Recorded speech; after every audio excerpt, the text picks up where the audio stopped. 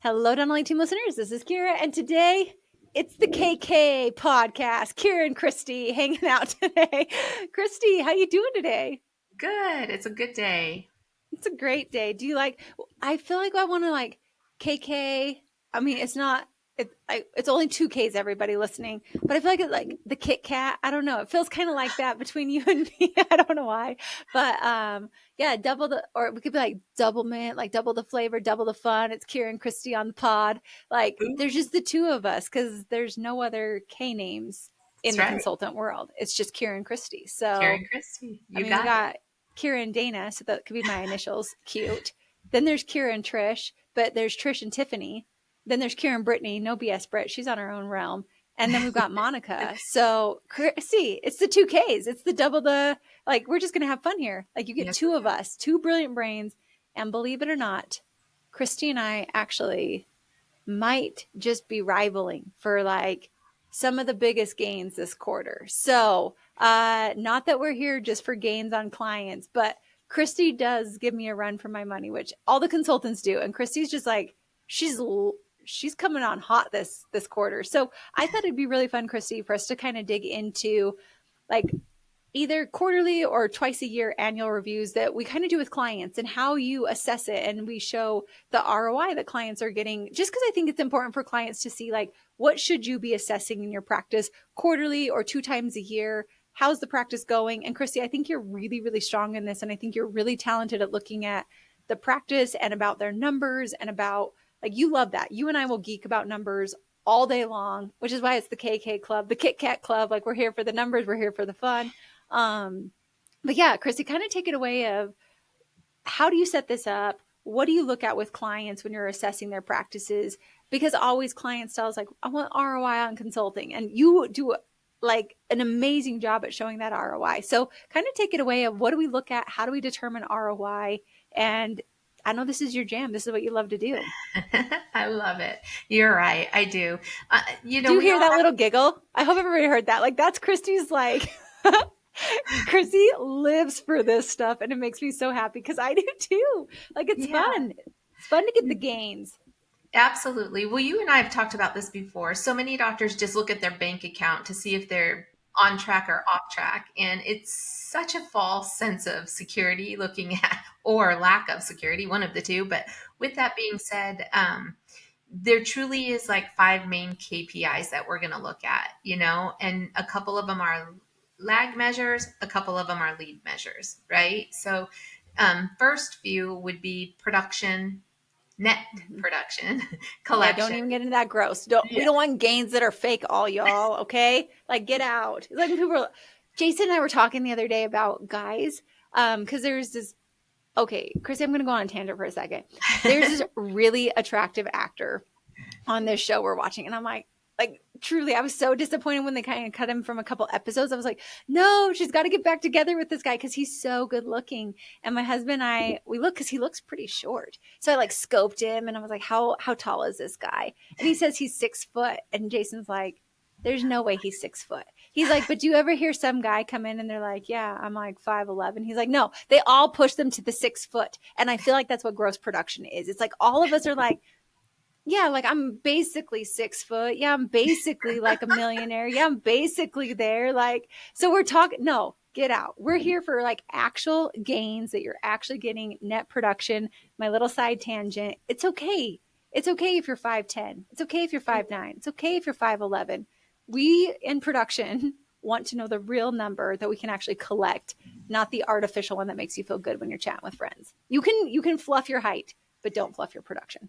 I love that 100%. So we got the net production and then the collections, dollar for dollar percentage. Obviously, we want them to be 98% or higher.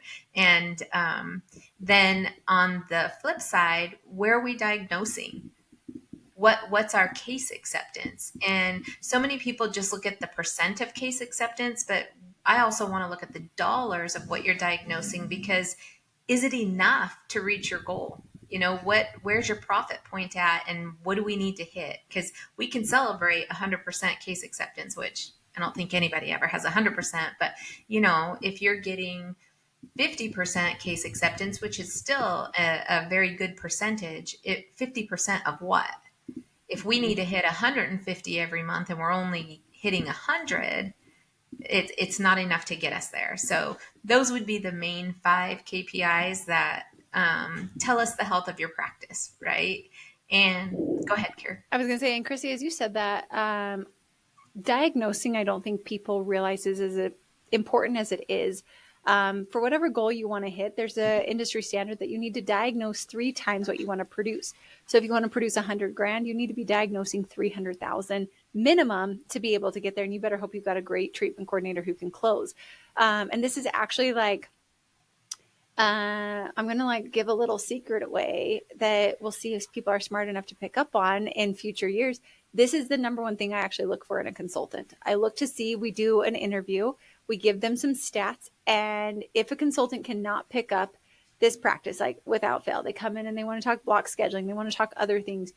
But I need a consultant to be able to see that a lot of times the reason a practice is not hitting their goals is due to a lack of diagnosis. And another reason we do that is because Kristy and I are not dentists, and we're not here to tell you how to diagnose. No. We're just here to help you see that based on industry standards and what you should be diagnosing of a healthy practice, if you're not getting enough diagnosis, and doctors, you've got to hear this, if you are not diagnosing enough, this is a doctor issue, and we're not saying to overdiagnose, but you have to diagnose enough.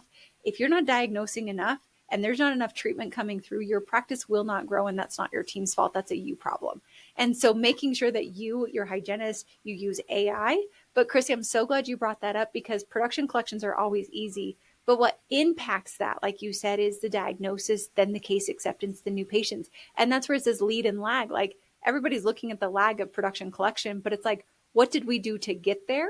And Kristy, I love that you bring these 5 things up every single quarter, every single, like twice a year with your clients, because people don't realize your bank account is a lag measure of what you've been doing in the practice. And then like another one is your overhead and what are you spending? Because if those things are in check, but we're spending everything we're making, we're not saving for taxes, well, yeah, that's a real fun moment. And your bank account's really going to look bleak, even if everything's working in the practice. So I really hope people take note, because it's such a good thing for people to be aware of. Absolutely. And to that point, Kiera, like so many people think if that number isn't where they want it, let's go get more new patients. And then they want to spend more money on more new patients. And 9 times out of 10, this is an exciting time of the year because we're halfway through the year. Take a look at what you did treatment plan. I mean, I see a lot of practices, you know, let's for easy math, they're diagnosing $1 million and we've closed 500,000. Holy cow. Even if you captured, you know, 5% of that difference, like what would that mean to your bottom line? And this is a perfect time to take a step back and go, oh my gosh, we have 5 months left in the year. What would that look like? Break it down, chunk it down to simple pieces that your team can digest, and you guys have fun with it. It's all about getting patients healthier. And let's face it, you're not diagnosing things patients don't need. So let's go get it. Let's get our patients healthy and gamify it. See, you know, 1 more crown a day, or, you know, 1 more implant a month. What is it? Right? Yeah. And Kristy, I think something you do so well that I hope people heard is you're not going for the big gains. You're going for the little, like squeeze the juice, like get the last bit of toothpaste out of the tube of toothpaste. And I don't think people like, that's not sexy. It's like, hey, I heard this podcast that I'm supposed to like go look at these small things, versus we're getting all these new patients and we signed up for marketing. Well, but like, this is where the elite practices shine. This is where the like really superior practices go. People are like, Kiera, how do you do it? How do you guys like add 20,000, 40,000? I mean, Kristy, I was looking at some of your stats, girl. You're like I said, I love a good hustle. And some of your practices, you're adding like 50,000 a month to their practices. And that's incredible. And people are like, how you do it? Kristy's literally telling you it's through squeezing the tube of toothpaste in these small little moves that actually are not that hard. Going and getting new patients and signing up for marketing and all that to me is actually hard. Fixing your diagnosis, getting your whole team on board, looking to see at what our production collections are, making sure our collections are tight. Those things are way easier. They're not as fun. They're not as sexy, but way easier than having to go like hunt and fish for new patients, even though it's way more fun to tell people you signed up for marketing. It's not fun to be like, yeah, we got a new billing thing in place. Like we got our AR fixed. That's not fun to admit, but it's way fun on the bank account and the profitability Yeah. side too. 100%. And again, going back to the new patients, they want to spend more money to get it. But then have you looked at like, how are we answering the phone? How are we capturing the patients that are calling? Maybe you really don't need to spend any more money to they're coming in. We're just not capturing them, and I'm always a fan of, there's the internal marketing and external. Everything, Fred Joyle said it best, right? Everything is marketing. We are marketing. So get real intentional and get in a relationship with your patients, figure out what they want and tie their care back to it, you Mm-hmm. know? Yeah, I think it's brilliant. And I think it's, like you said, everything we do is marketing. And so if we realize that, and so many people want external marketing. And I think to me, the reason people want external marketing, and I'm not here to say not to do external marketing. I think it is a piece and a part of it. But I think it feels like a diet pill sometimes. Like let's just throw money over there and let's hope it fixes our problems. Let's outproduce our problems rather than fixing our problems. And I really want people to realize like elite business ownership and being part of the elites, and we're not talking big practices, there's no right size to it. That all comes actually from doing these small little things, and internal marketing, once again, is so good. These patients already love you. You already have a base of people that love you. And if you treat those people really well, rather than constantly going to try and swoop and get more people in, Mhm. those people then they refer better people to you. It's easier. I have a practice and it was wild. They're like, Kiera, we signed up with marketing and we're trying to get, and again, this is not a bash on any marketing companies. It is definitely necessary. But they're like, but we're just not getting more new patients. Talk to another client. They're like, we just signed up with a marketing company and it's actually gone down. And I'm like, well, tell me, what were you doing before to get patients? And they're like, we were at the church, we were in this magazine. And I'm like, Mhm. well, get back in that, because it was showcasing the good things you're doing. It was being this like more B2B. It was being more connected rather than just trying to go for the masses. And it's wild because internal marketing can be so much more effective if done right. And like you said, be in a relationship with your patients and know what they want. And great Google reviews. Great Google reviews are your fastest, easiest marketing. So Yeah. pay with Swell. Like, let's throw another plug in for Swell. It's been a few months since I put them in. Go to Swell, swellcx.com. Tell them the Dental 18 sent you. Literally, Zeke and I met when he founded the company, so you still get like founding prices, because that was the promise he and I made, that you guys would get that. But honestly, just get your Google reviews up, save the money. I don't know. Kristy, you and I are such birds of the same feather. That's why we're Kit Kat over here. Like, we just think very similarly. And I think that's why we get very similar results as well. Yeah, I think that the other big thing here is to recognize, so many people are afraid of numbers. The numbers just start to tell a story, and what we fail to realize is there's a system behind every one of those numbers. And if the number isn't where we want it, we need to pull up that system and figure out the system's a recipe, right? It's our cookbook. If it's not where we want it, then let's go back and figure out, did we mess up the recipe? You know, or is the recipe, we're following it to a T and we just need to change up and find a new recipe because it's not getting the result. So I love digging into those numbers because that tells us where we need to focus on this quarter to get the results we want. Mm-hmm. And I really love that you said numbers just tell a story and there's a system behind the number. And this makes it so much easier. Like going back, there was a podcast I did a little while ago where I talked about the yes model in Dental 18 to help you say yes to more. It's focusing on you as a person, your vision, which Christy alludes to, like, are we on track or not for that vision? And then E stands for earnings and profitability, and S stands for systems. And if you put them in that order, so you've got your vision, then we look at the numbers, just like Christy said, then you put into place the systems based on what those numbers tell you. It becomes a much more manageable and easier to digest process rather than being like, I need all the systems. And it's like, no, no, no, you just need the systems based on what the numbers tell you, because I'm sure you're doing a lot more right than you think you are.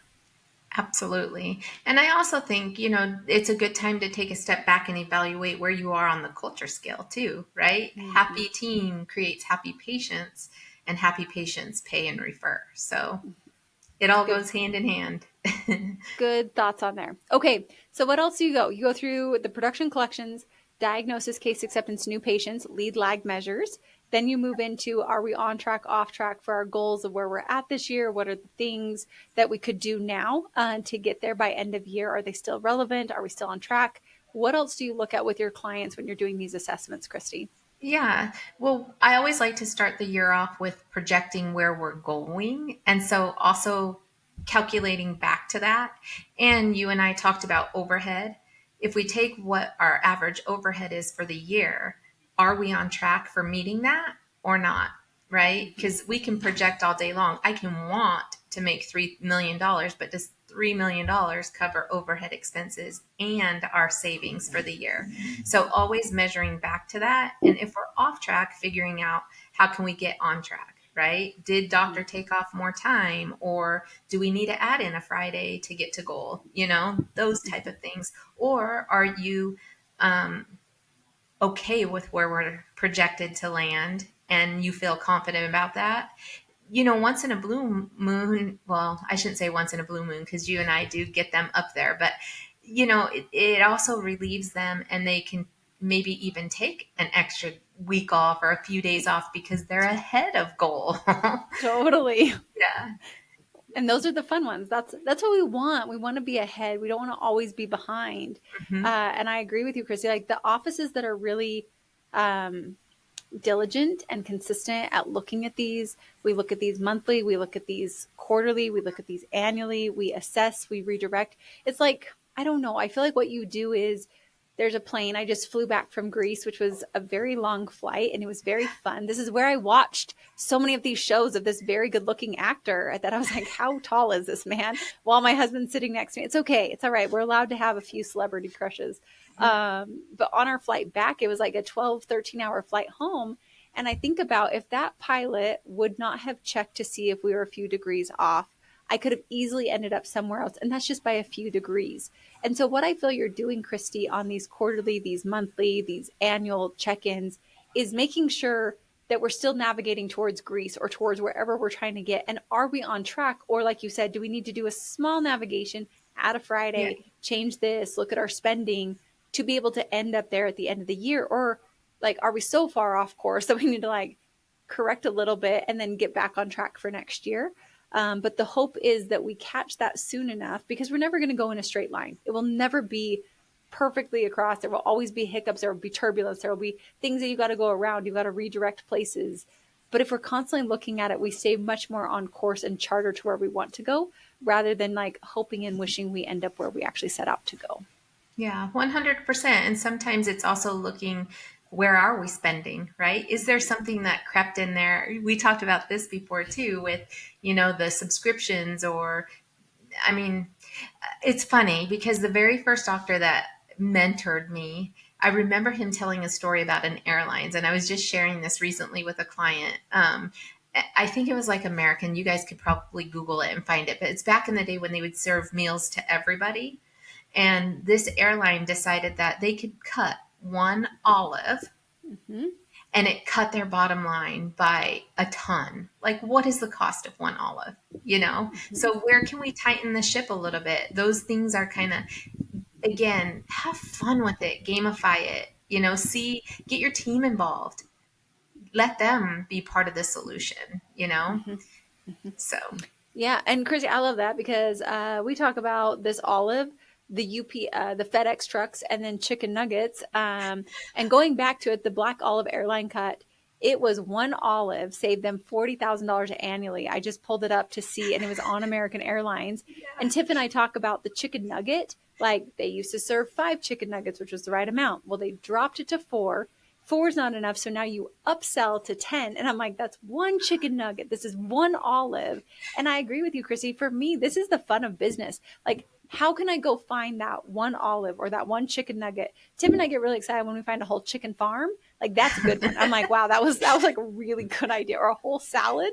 But again, it's to cut costs but improve patient care. Like, what are mhm. they? I mean, even today, Chrissy, Shelby, Britt, and I, we were going through our expenses in dental aid team, and we looked, and we have Adobe, and we still use Adobe for contracts. But Shelby looked at it. We're paying 65, and we use Canva, and our marketing team doesn't need all the entire suite of Adobe anymore. But that was something we put into place like 5 years ago. We've been paying $65 every single month when we only need to be paying 19. Not that that matters. And so many people are just like, well, Kiera, it's $40. And I'm like, okay, you want to play a game with me? I'll play Yeah. a game. It's 65 minus 20. Okay. So 45 times that by 12 times that by 5 years is $2,700 that I've been overpaying just on a subscription that's doing nothing for our company that I could have cut. And I'm like, I know you might like not get out of bed for $2,700, but I'm like, you find that subscription, you find this subscription, you find that one, all those little, do you think someone really was excited on American Airlines to save $40,000 when it's a multi-billion-dollar business? Right. But 40,000 here, 20,000 there, $50 here. I also think, Kristy, to me, it's the discipline of auditing, of looking. It's more than I think the Olive or the Adobe subscription or the chicken nugget. It is the constant innovation to look to be the most savvy business that we can possibly be. And then we flip to the other side and give the best service that we can as well. 100%. I agree with you, Kiera. Um, yeah, it's just those small incremental things, and it's about being intentional versus doing it by default, right? Let's do it intentionally so that when we get to the end, there's no surprises. I love that because I hate surprises in December. As a business owner, ooh, I used to dread Decembers. Like, and it's a great time to travel. It's a great time to hang out with family. But I used to cry. Like beginning of December, it was tears every single year. And then by the end of the year, I was exhausted. I had nothing left for family. And it's supposed to be such a fun time that I agree with you, Kristy. It's like no tears. The projections are there. We were prepared.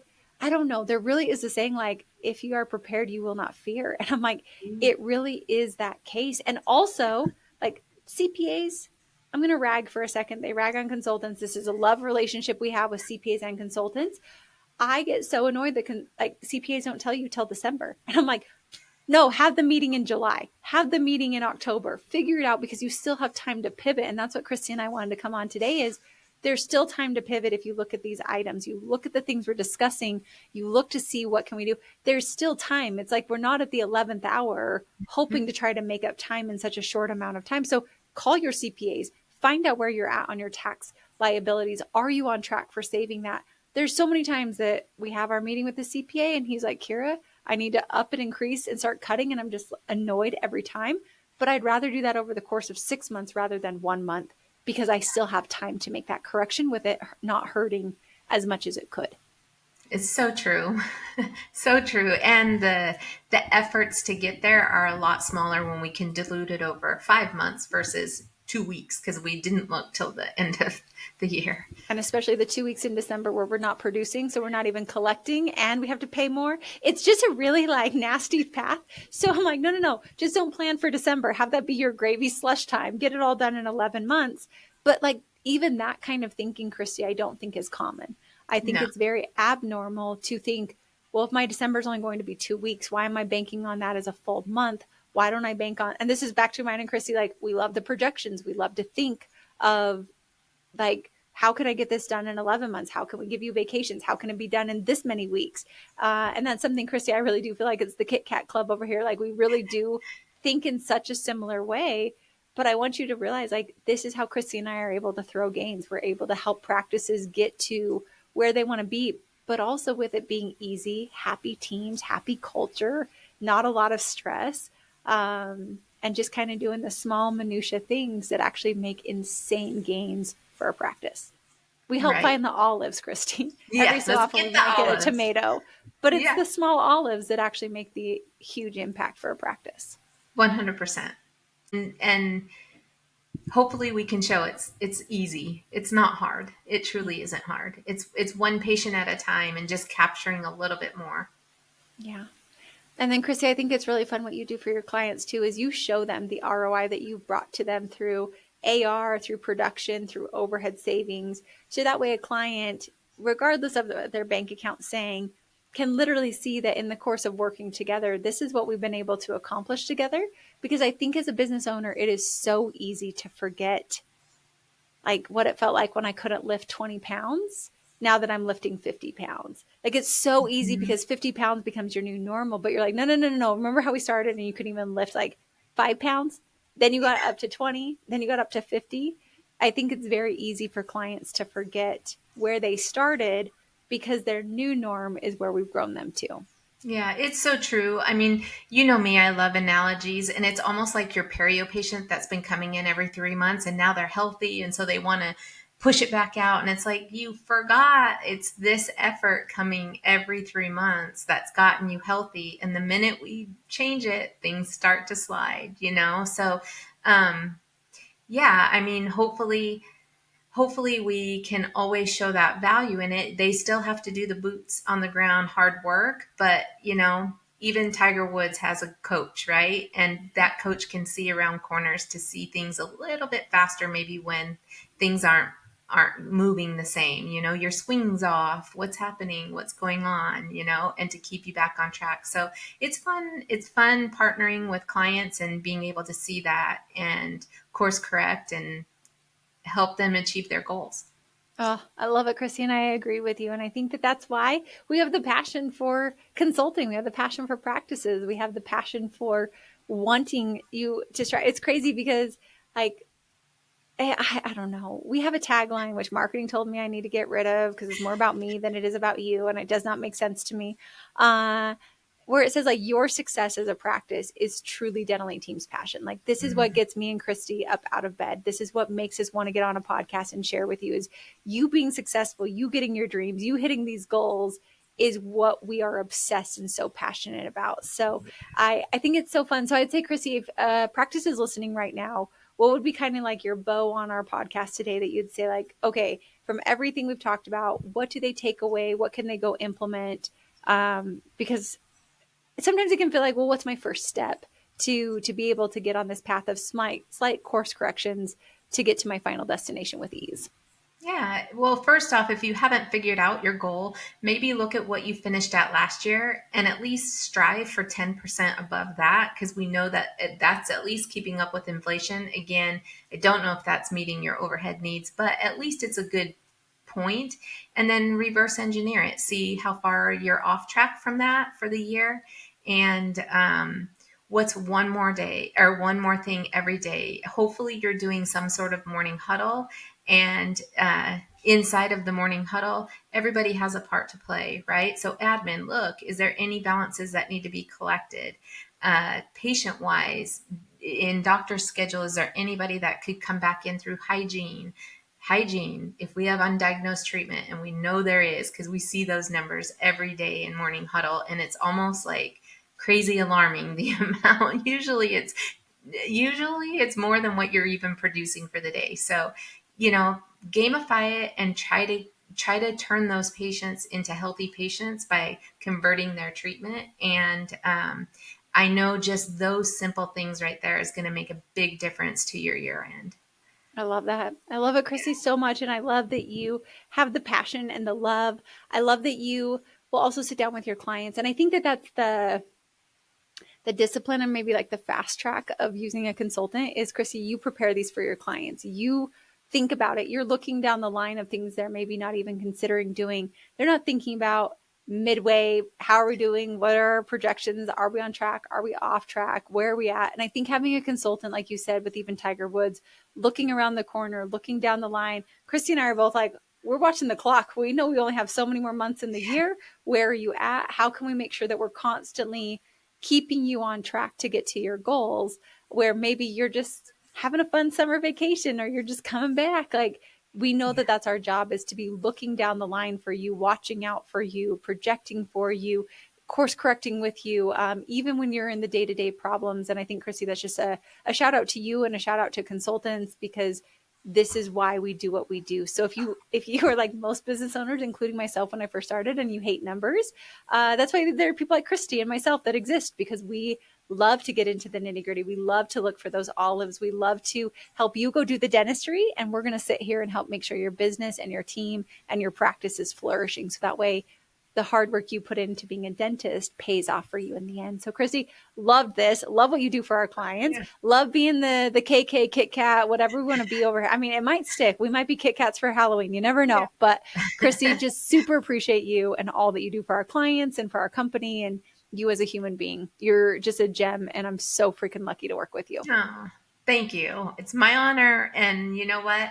We're stronger as a team, I have to say. So, no matter what consultant you have in our company, you get all of us. So, we Yeah. collaborate, we cheer each other on, just like hopefully you're cheering your team on. So, Kristy, happy to help.